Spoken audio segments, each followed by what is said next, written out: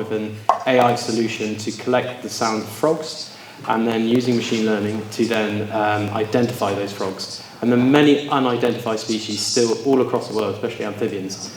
My particular interest is in marine science and oceanography and marine biology, where 80% of the ocean is still undiscovered. We are discovering new species all the time, and AI can help us in predicting things like ocean currents, marine biodiversity monitoring, and looking at blue carbon ecosystems, such as mangrove ecosystems, for example. And these are really important to help us in the fight against climate change. I remember this terrible tsunamis in 2004. You know, about 250,000 people were killed. But now we can use AI to help mitigate against climate disasters, help predict where these climate disasters are going to happen, and also help us with site selection, with things like mangrove restoration. And the islands in 2004 that had mangroves around them were much less impacted than the ones that had destroyed their mangroves. So it's really helping us to understand the value of nature, to understand, to restore and conserve nature, looking at areas where we have indigenous communities and how we can help protect indigenous communities' languages. Incredible work going on there. And so we have so many solutions. You go on our website, we've worked with over 350 entrepreneurs. We have a new program with EY and Microsoft, which is supporting female founders using AI solutions across all the Sustainable Development Goals. And we're in the midst of our current program called AgriBlue, and we're now going to look at nature and food and health. So, yeah, I love this stuff. It's really cool. And I think that's a really good way to end on a positive note on how AI is being used for good. It's a challenge when you have to moderate a panel with such incredible people. I don't think we've really been able to hear everything we'd like to have spoken about, and I'd encourage you to speak to my panellists during the networking. But are there any questions that are pressing that we'd like to share with the audience? And would you like one of our mics? Any hands being raised? Oh, there's just one over here. Thank you.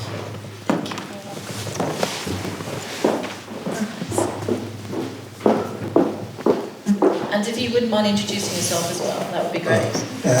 I'm Terry Jervis, I'm going to be on the next one. But there's so many questions I would ask of everyone, but more importantly, I will talk about education, because what interested me was that you're saying that we have to educate our children for the future when we're still doing sort of classical education.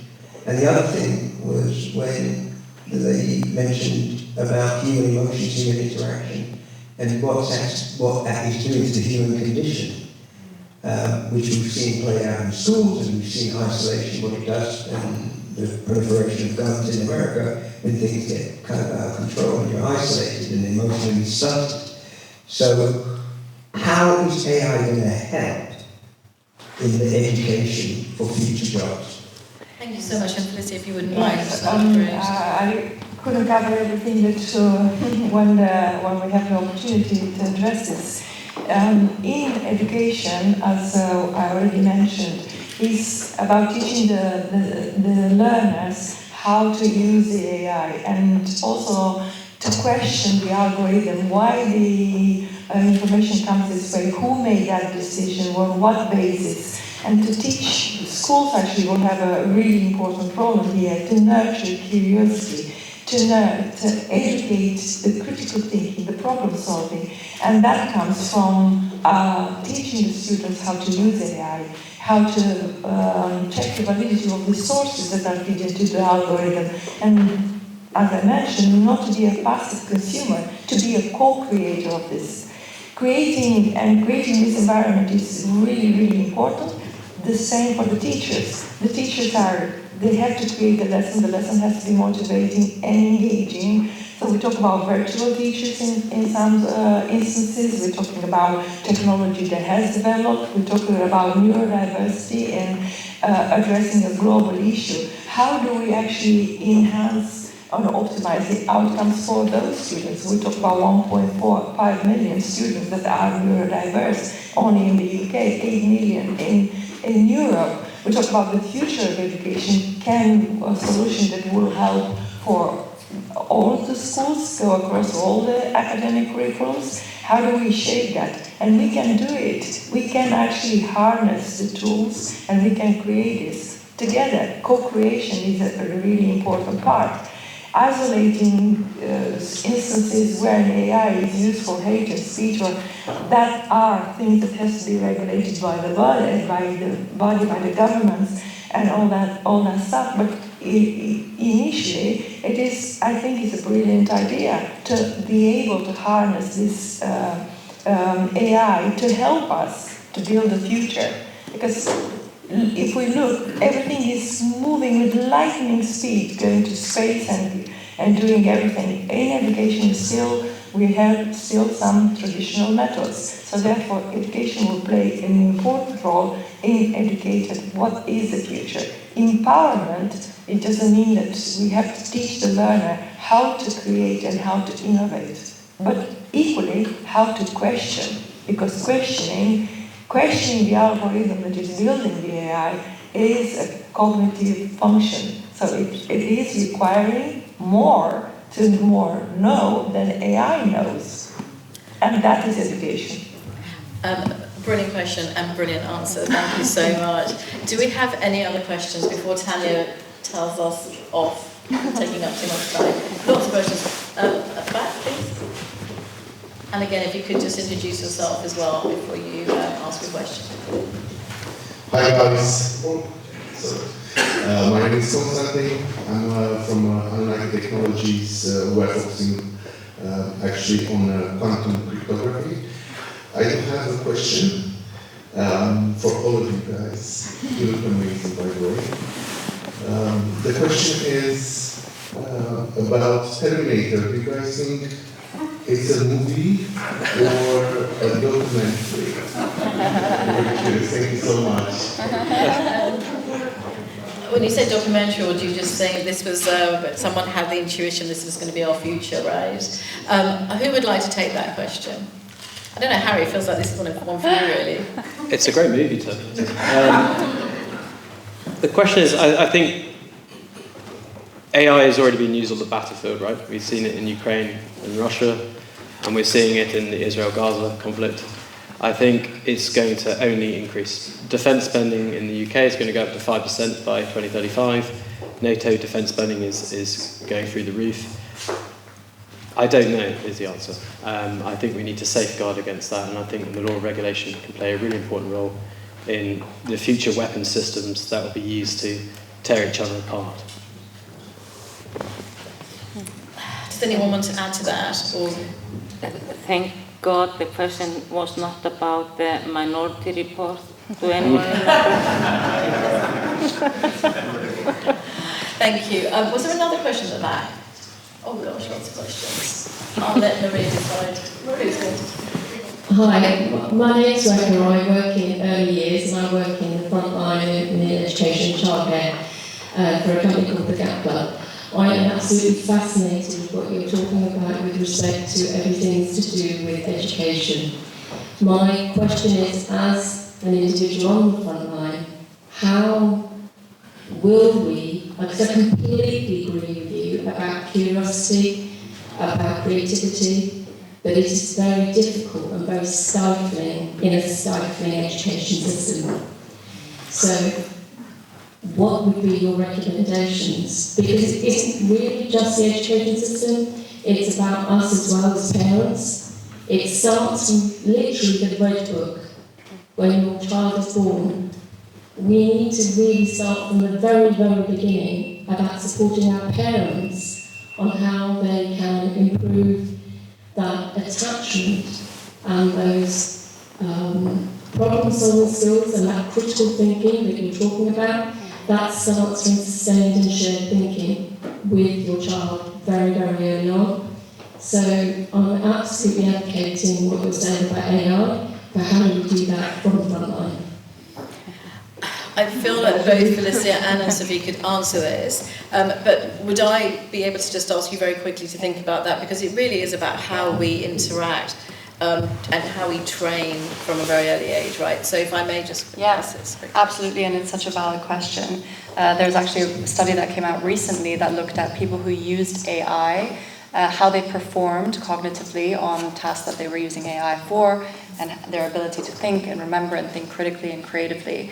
And people who used AI a lot or relied on it more, they showed that the connectivity in those areas that they were using this AI for decreased, because basically, you all know this, your brain works on a use it or lose it basis. So any neural pathways that aren't being activated because you're not thinking critically about, it could be as simple as, how do I write this email? How do I structure this email? You've offloaded that onto somebody else. Over the course of time, it's going to cost you so much more mental energy to actually write an email, because that's a task that you've now, delegated, outsourced. Yeah. And I think what's really interesting here is what you were saying. You're saying that you argue a lot with your GPT agent that you've created for the business.